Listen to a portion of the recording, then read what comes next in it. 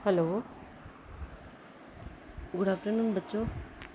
हमने पिछले अपने वीडियो में पढ़ा था biogeographical region of India. Biogeographical का मतलब होता है कि किसी भी निश्चित स्थान पर या किसी निश्चित समय पर जो पाई जाने वाली वहाँ की जियोग्राफिकल एरिया के अकॉर्डिंग जो जीव है, जिसमें एनिमल्स और प्लांट्स दोनों सम्मिलित होते हैं।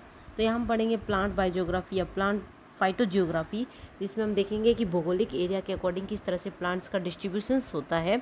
तो उसे हम कहते हैं प्लांट बायोजियोग्राफी। तो हमने इससे पहले वेस्टर्न हिमालयस का दिखा था। हमने इसमें पहले पढ़ चुके हैं कि चटर्जी ने किस तरह से 9 बायोजियोग्राफिकल रीजन्स में इंडिया की प्लांट्स को बांटा है। तो उसके अंदर पहले हम वेस्टर्न हिमालयस के प्लांट्स के बारे में पढ़ चुके हैं कि किस तरह के प्लांट्स का डिस्ट्रीब्यूशन है। अब हम पढ़ेंगे ईस्टर्न हिमालयस, जिसको कितने भागों में बांटा है और उसके आगे कितना कौन कौन से प्लांट्स जो है वो कौन कौन से हाइट पे पाए जाते हैं। इसमें इंपॉर्टेंट चीज़ हाइट है, क्योंकि हम हिमालय के बारे में पढ़ रहे हैं। तो अलग अलग ऊंचाई पर अलग अलग तरह के प्लांट होते हैं। पहले मैं आपको बता दूं कि जो ईस्टर्न हिमालय है वो सिक्किम से लेकर ऊपरी आसाम तक फैला हुआ है। सिक्किम, आप जब नक्शा, भारत का नक्शा जो है वो निकाल के रखिएगा, जब आप उसमें पढ़ेंगे, मैंने पहले भी शेयर किया था इंडिया का मैप। तो उस इंडिया के मैप में जो पूर्व की तरफ जो सिक्किम है, उससे जब हम ऊपरी असम तक जाते हैं तो वहाँ तक ये ईस्टर्न हिमालय है। तो इसके उत्तर में तिब्बत है और पूर्वांचल में इसके अरुणाचल प्रदेश आता है और दक्षिण में इसके बंगाल क्षेत्र आता है। ये जो है पश्चिमी वेस्टर्न हिमालयस की तुलना में यहाँ पे टेम्परेचर भी हाई रहता है और यहाँ पे वर्षा भी बहुत ज़्यादा होती है। यहाँ बर्फ़ भी ज़्यादा गिरती रहती है और ये हिमरेखा यानी कि स्नो लाइन की 5500 मीटर की ऊंचाई तक स्थित होता है। इसमें जो क्षेत्र है, इसको ईस्टर्न हिमालय को, इसको भी 3 भागों में बांटा है। ट्रॉपिकल सबमॉन्टेन जोन, जिसको हम कहते हैं उष्ण अधो पर्वतीय अनुक्षेत्र, शीतोष्ण टेम्परेट जोन और अल्पाइन जोन। तो इस तरह से 3 अलग अलग क्षेत्र हो गए। अब इसमें हाइट का बहुत बड़ा मेजर रोल है, क्योंकि जो 1800 मीटर की ऊंचाई है वहाँ तो हमको मिलते हैं ट्रॉपिकल सबमॉन्टेन जोन। और इस जोन में जो क्लाइमेट है वो किस तरह का होता है, गर्म होता है और आर्द्र होता है। वहाँ के भूभाग में उष्ण अर्ध सदाबहार यानी कि ट्रॉपिकल सेमी एवरग्रीन और मोइस्ट डेसिडुअस यानी कि नम पर्णपाती। डेसिडुअस का मतलब होता है पर्णपाती, जिसकी पत्तियां जो होती है वो एक स्पेसिफिक सीजन में गिर जाती है, तो इसको हम कहते हैं पर्णपाती। सदाबहार, जिसमें पत्तियां हमेशा ग्रीन रहती है, एवरग्रीन। तो इनमें मुख्य रूप से एल्बिसिस, प्रोसेरा, सोरिया रोबस्टा, एंथोपिलिस कदम्बा, जिसको हम कदम कहते हैं, लेगस्ट्रेमी, पार्वीफ्लोरा, सिंड्रेला, टूना, आर्टोस्कोपस, ये सारे प्लांट्स जो है इसके अंदर मेन है। नेक्स्ट है टेम्परेट जोन। टेम्परेट जोन में जो हाइट है वो 1800 से भी आगे, हम जब 3800 मीटर की ऊंचाई तक जाते हैं तो वो जो क्षेत्र होगा वो टेम्परेट जोन कहलाता है और इसमें हमको टेम्परेट फॉरेस्ट मिलते हैं। इसकी जो कम ऊंचाई पे, अगर हम थोड़ा सा कम ऊंचाई पे देखेंगे तो हमें क्वेरकोस यानी कि ओक, माइकेलिया, कैस्टोपोनेसिस, पाइनस, सिड्रेला, यूजीनिया, ये सारे, और अधिक ऊंचाई पे जाएंगे तो हमें शंकुधारी जो वृक्ष होते हैं, कॉनिफेरस फॉरेस्ट, जैसे जूनिपरस, क्रिप्टिमेरिया, एबिस, सूगा, पीसिया, इस तरह के प्लांट मिलते हैं। नेक्स्ट इसका है अल्पाइन जोन। अल्पाइन जोन में जब हम पूर्वी हिमालय की 3800 मीटर की ऊंचाई पर जाएंगे तो हमें जूनिपेरस, रोडोडेंड्रॉन, इस तरह की झाड़ियाँ या श्रब्स मिलेगी। और अधिक ऊंचाई पर जाएंगे तो हमें घास के मैदान और शाकीय पादप मिलेंगे। तो ये ईस्टर्न हिमालय जो है इसको 3 भागों में बांटा है। नेक्स्ट है इंडियन प्लेन्स या वेस्टर्न डेजर्ट, जो पश्चिमी मरुस्थल है या फिर इसको हम सिंध का मैदान भी कहते हैं। सिंध का जो मैदान है ये कहाँ से फैला रहता है, ये जो पादप है, पहले तो इसकी भौगोलिक क्षेत्र जो है वहाँ पे कैसा होगा, शुष्क होगा, बरसात कम होगी, 70 सेंटीमीटर से भी कम बारिश होती है और इसमें जो तापमान है वो अधिक रहता है, मतलब उसका टेम्परेचर हाई रहता है। पाकिस्तान में ये सिंध तथा पंजाब में फैला है, जबकि भारत में ये कच्छ की खाड़ी, पश्चिमी राजस्थान, उत्तरी गुजरात और हरियाणा का जो मैदानी भाग है वहाँ तक फैला हुआ है। उत्तरी पंजाब और दक्षिणी राजस्थान की जो अरावली की घाटियाँ हैं उस वाले नम क्षेत्र में ये वन थोड़े से डेंस होते हैं, जिसको हम सब ट्रॉपिकल वन भी कहते हैं। बाकी वनस्पति जो है वो कम पाई जाती है। अगर हम पश्चिमी राजस्थान की बात करें तो वहाँ पे जो बारिश है वो 20 सेंटीमीटर से भी कम होती है, इसलिए वहाँ पे बहुत कंटीली झाड़ियाँ, इस तरह की मरुद्भिद लक्षणों वाले पादप पाए जाते हैं, जिसमें हम प्रोसोपिस साइनेरिया, जिसको खिजड़ी, प्रोसोपिस चेलेंसिस, अंग्रेजी बबूल, साल्वाडोरा, जिसको पीलू कहते हैं, पीलू के जो फल आते हैं गर्मियों में खाए जाते हैं, साल्वाडोरा पर्सिका, और लेप्टिडीनिया जो पर्णहीन होता है कंटीली झाड़ियों की तरह, और कैपेरिस में आप सब जानते हैं कि जो इसकी पत्तियां होती है वो कांटों में रूपांतरित हो जाती है, जिजीपस, कैलोट्रोपिस, ये सारे जो मेन जो प्लांट्स हैं वो इसमें पाए जाते हैं। इसमें कुछ लवणोद्भिद भी होते हैं, हेलोफाइट्स, जिसमें हम स्वेडा फ्रूटिकोसा, सेल्सोला फोइटिडा, इनका नाम मेन है। तो इतने सारे एग्जाम्पल्स के अंदर आपको कुछ कुछ इंपॉर्टेंट एग्जाम्पल याद होने चाहिए। तो कैपरिस का नाम, कैपरिस का आप प्रैक्टिकली करते हो तो उसका नाम आपको इजीली याद होता है। पपीलू जो है साल्वाडोरा, वो आप आसानी से देख सकते हो।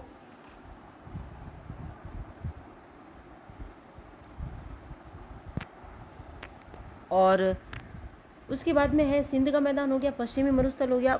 उसके बाद में जब हम नेक्स्ट लेते हैं गंगा का मैदान, ये देखिए, ये इसमें हाइट के अकॉर्डिंग जो प्लांट्स है उसका डिस्ट्रीब्यूशन बताया। स्नो लाइन है, टिम्बर लाइन है, मैंने आपको पिछली वीडियो में बताया, ताकि टिम्बर लाइन या वृक्ष रेखा किसे कहते हैं। तो इसमें वेस्टर्न हिमालय और ईस्टर्न हिमालय में दोनों में डिफरेंस जो है वो बताया गया है। तो ये आपकी समझने के लिए। फिर इसके बाद में जो बायोजियोग्राफिकल रीजन जो चटर्जी के अकॉर्डिंग जो आता है नेक्स्ट, वो है गैंगेटिक प्लेन्स, गंगा का मैदान। गंगा का मैदान जो है वो भौगोलिक क्षेत्र में यूपी, बिहार, बंगाल, उड़ीसा के कुछ जो उर्वरक भाग है, यानी कि जो फर्टाइल पार्ट है वो इसमें शामिल है। इसके अंदर जो मिट्टी होती है वो एलुवियल सॉइल होती है। एलुवियल सॉइल को मैं पहले भी बता चुकी हूँ कि जो जल के द्वारा बहा के लाई गई मिट्टी होती है उसको हम जलोढ़ मृदा या एलुवियल कहते हैं। तो इस भूभाग के जलवायु में जो सामान्य वर्षा तथा जलोढ़ मृदा जो होती है उसके कारण जो वनस्पतियाँ जो होती है वो खेती के लिए बहुत ज़्यादा लाभदायक होती है। यहाँ पे वर्षा भी ज़्यादा होती है, पानी भी ज़्यादा होता है। यह गंगा व ब्रह्मपुत्र के जो डेल्टा के निकट सुंदर वन जो है उसमें जो मैंग्रोव वनस्पति पाई जाती है। तो इसके अंदर हम राइजोफेरा म्यूक्रोनेटा, एक्यांथस, सोनेरेरिया, एविसीनिया एल्बा, इन सब का नाम लेते हैं। अगर यूपी के मैदानी इलाकों में देखें तो शीशम का पेड़ का क्या नाम होता है बॉटनिकल? डिलबर्जिया सिसु। तो डलवर्जिया सिसु जो है, एकेसिया, सोरिया रोबस्टा, टेमेरिक्स, इन सब के प्लांट जो है बहुत अधिकता से पाए जाते हैं। फिर से अगर हम विंध्याचल पर्वत श्रेणियों में जाएं तो ब्यूटियो मोनोस्पर्मा, मधुका इंडिका, एकेसिया केटिचुआ, ये सब प्लांट्स जो है इम्पोर्टेंस आते हैं, हमको आसानी से वहाँ मिल जाते हैं। तो ये बात होगी गैंगेटिक प्लेन्स यानी कि गंगा के मैदान, जो गंगा की नदी का जो प्रवाह क्षेत्र उसमें किनारों में जो पाई जाने वाली वनस्पति है वो। नेक्स्ट है सेंट्रल इंडिया। सेंट्रल इंडिया यानी कि मध्य भारत के अंदर गंगा के मैदान और दक्षिणी पठार के जो बीच का भाग है वो जियोग्राफिकल एरिया आएगा, जिसके अंदर एमपी, उड़ीसा, उत्तरी गुजरात, ये सारे पार्ट आते हैं। और सामान्य तापमान या वर्षा की जो अधिकता रहती है इसमें कम से कम 150 से लेकर 200 सेंटीमीटर की वर्षा यहाँ होती है। तो अगर हम पादपों का वितरण के अकॉर्डिंग इसमें पढ़े तो हम इसको अलग अलग भागों में बांटते हैं। जैसे साल वन, जहाँ पे सोरिया रोबस्टा को आप सब जानते हैं, जो उसको हम नॉर्मल भाषा में साल कहते हैं। साल के पेड़ों को सोरिया रोबस्टा के नाम से जानते हैं। तो इसमें साल फॉरेस्ट आ जाता है। फिर मिक्स्ड डेसिडुएस फॉरेस्ट आता है। मध्य प्रदेश का जो बीच का भाग है वो इन्हीं तरह के मिश्रित पर्णपाती यानी कि जिसकी पत्तियाँ एक निश्चित सीजन पे झड़ जाती हैं तो मिक्स्ड डेसिडुएस फॉरेस्ट होता है, जिसमें Tectona grandis, Terminalia tomentosa, Terminalia bellerica, Diospyros melanoxylon और धावड़ा, जो एक धावड़ा का प्लांट होता है एनागाइनेसिस, और मधुका इंडिका, ये सारी जो प्लांट है उसमें इम्पोर्टेंस है। और थोड़ा सा मध्य भारत के जो शुष्क क्षेत्र अगर उसकी बात करें तो वहाँ पे कंटीली झाड़ियाँ पाई जाती हैं, वहाँ जनसंख्या दबाव भी ज़्यादा होता है तो घास के मैदान भी होते हैं। इसमें जो पाए जाने वाले प्लांट है वो एकेसिया केटिचू, बेलोनाइटिस और जाइलोपोरा, जिजिपस, नुमुलेरिया, बेर के जो पौधे हैं ब्यूटिया मोनोस्पर्मा, ये सारे पाए जाते हैं। नेक्स्ट इसका जो बायोजियोग्राफिकल रीजन है वो है वेस्ट कोस्ट यानी कि पश्चिमी तट और मालाबार। पश्चिमी तट और मालाबार जो तट है ये पश्चिमी घाट तथा पश्चिमी तट के बीच का जियोग्राफिकल एरिया है। ये यूपी में दक्षिणी गुजरात से लेकर दक्षिण में कन्याकुमारी तक फैला हुआ रहता है। इसके अंदर जो प्लांट पाए जाते हैं उसको अलग अलग भागों में बांटा गया है। उष्ण नम सदाबहार वन, मिश्रित पर्णपाती, उपोष्ण या शीतोष्ण जो पर्वतीय जो सदाबहार वन होते हैं। अब यहाँ पे जो इंग्लिश मीडियम के बच्चे हैं वो यूँ समझे कि शीतोष्ण सदाबहार वन का मतलब हो गया टेम्परेट एवरग्रीन फॉरेस्ट। और नेक्स्ट है मैंग्रोव फॉरेस्ट या समुद्र तटीय फॉरेस्ट। तो मैं हर एक जो वर्ड होता है हिंदी का उसका इंग्लिश वाले टर्मिनोलॉजी में भी उसका यूज़ करती हूँ ताकि आप जो इंग्लिश के बच्चे हैं उनको भी इजीली समझ में आए। और मिश्रित पर्णपाती को हम क्या कहेंगे? मिक्स्ड डेसिडुएस या monsoon forest. Tropical moist evergreen forest यानी कि उष्ण नम सदाबहार वर्षा वन। इस तरह से इनको अलग अलग भागों में हम बांटते हैं। और उष्ण नम सदाबहार वन का जो एग्जाम्पल है वो हो जाएगा होपिया वाइटियाना, कैलोफिलम, ये सारे। और उसके बाद में अगर हम मिक्स्ड डेसिडुएस फॉरेस्ट का नाम लें तो उसके अंदर क्या एग्जांपल हो जाएंगे। अब मिक्स्ड डेसिडुअस जो फॉरेस्ट है वो पश्चिमी घाट के 5000 फुट की अगर ऊंचाई पर जाए तब मिलते हैं। टर्मिनेलिया, टेक्टोना ग्रैंडिस, डलबर्जिया, सिसु यानी कि सीसम, एडिना, ग्रेविया, ये सारे जो प्लांट है वो हमें मिक्स्ड डेसिडुअस फॉरेस्ट में मिलते हैं। शीतोष्ण टेम्परेट एवरग्रीन जो प्लांट है अगर उसकी बात करें तो उसके अंदर जो एग्जांपल्स हो जाएंगे वो हो जाएंगे कार्डोनिया, माइकेलिया और सीजियम, ये सारे जो वृक्ष है ये सारे टेम्परेट एवरग्रीन में आ जाएंगे। नेक्स्ट है मैंग्रोव। मैंग्रोव जो है मुंबई और केरल के जो तट होते हैं, समुद्री तट जहाँ पे लवणीय मृदा पाई जाती है, वहाँ पे ये इस तरह की फॉरेस्ट या जो वन है वो पाए जाते हैं, जिसमें उट्टैन, मोरा द्वीप और ये सारे द्वीप, एलिफेंटा द्वीप है। और इसमें जो मैंग्रोव वनस्पति है, अब मैंग्रोव वनस्पति जब हम हेलोफाइट के एडेप्टेशन पढ़ रहे थे उसमें मैंने कई सारे एग्जांपल दिए थे, तो इस वो सारे एग्जांपल हैं जिसमें कुछ मेन है राइजोफोरा, सैनिटेरिया, एविसीनिया, ये सारी मैंग्रोव वनस्पति जो है इनमें पाई जाती है। नेक्स्ट जो बायोजियोग्राफिकल रीजन आता है वो डेक्कन प्लेट्यू है। डेक्कन प्लेट्यू का हिंदी में कहते हैं दक्षिण पठार। दक्षिण पठार जो है ये कहाँ पे स्थित होता है, मध्य भारत का जो दक्षिणी भाग है और मलाबार के जो पूर्व में स्थित भाग है सूखा और पथरीला है, उसको हम कहते हैं दक्षिण का पठार। दक्षिण का पठार को दो भागों में बांटा है, एक तो दक्षिणी पठार, दूसरा है कोरोमंडल तट।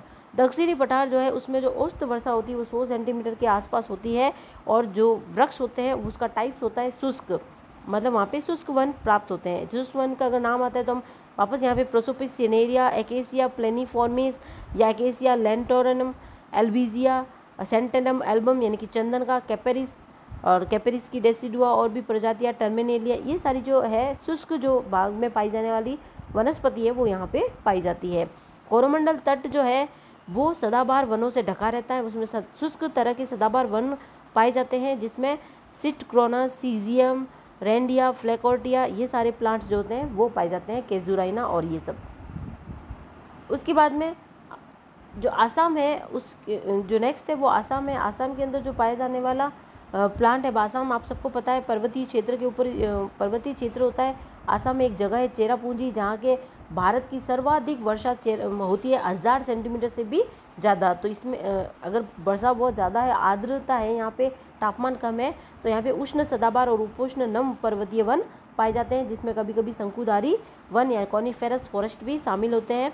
इसके एग्जाम्पल है डाइप्टेरोकार्पस, कैलेमस, कैरेलिया लिस्यूडिया, फाइकस इलास्टिका यानी कि पीपल, नेपेंथिस जो कि एक कीट भक्षी पादप है। आप सबको पता है कीट भक्षी पादप जो है वो अपने अंदर नाइट्रोजन की कमी को पूरा करने के लिए कीटों का भक्षण करते हैं, जिसके अंदर नेपेंथिस जिसको हम घट पादप भी कहते हैं क्योंकि इसकी पत्ती का आकार घट की आकार की तरह होता है। जैसे ही उसके अंदर कीट जाता है तो उसके ऊपर ढक्कन नुमा एक संरचना होती है वो लग जाती है और कीट का अंदर ही एंजाइमेटिक डाइजेशन हो जाता है, मतलब एंजाइम के द्वारा उसका डाइजेशन होता है और इनकी नाइट्रोजन की कमी पूरी हो जाती है। तो ये प्लांट्स जो है वो असम में पाए जाते हैं। उसके बाद में जो नमा रीजन है बायोजियोग्राफिकल वो अंडमान और निकोबार है। आप सब जानते हैं भारत के नीचे की तरफ अंडमान और निकोबार स्थित है, जिसके पश्चिम में श्रीलंका स्थित होता है।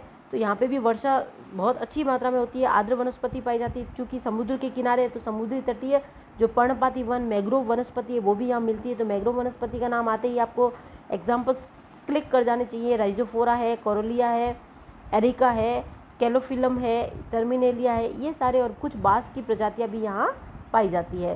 तो इस तरह से ये 9 बायोजियोग्राफिकल रीजन्स हो जाते हैं। अब भारत में कुछ एंडेमिक प्लांट भी पाए जाते हैं। एंडेमिक प्लांट का क्या मतलब होता है? एंडेमिक एक बहुत ही इम्पॉर्टेंट वर्ड है। एंडेमिक का मतलब होता है कि कोई विशेष इलाके में पाई जाने वाली वनस्पति।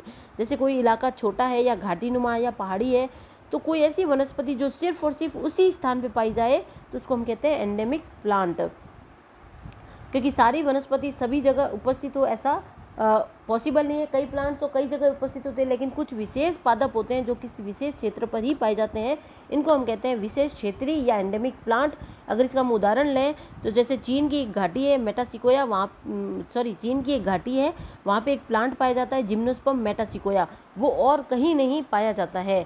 तो ये चीन की घाटी के लिए एक एंडेमिक प्लांट हो गया, यानी कि विशेष क्षेत्रीय प्लांट हो गया। इसी तरह से एक रेडवुड वृक्ष होता है सिकोया सेम्परवायरस, ये अमेरिका के कैलिफोर्निया के तटवर्ती घाटियों में ही पाया जाता है, दूसरा कहीं नहीं पाया जाता है। तो इस तरह से कुछ एंडेमिक प्लांट्स होते हैं जो विशेष क्षेत्रों पर ही पाए जाते हैं। अगर हम भारत की बात करें तो भारत में भी कुछ एंडेमिक प्लांट्स होते हैं जैसे कैलोट्रोपिस की जाइगोन्टिया, वाइटेक्स जो है उसकी नेगुंडी, फाइकस इलास्टिका, ये सारे जो है वो भारत के एंडेमिक प्लांट्स हैं।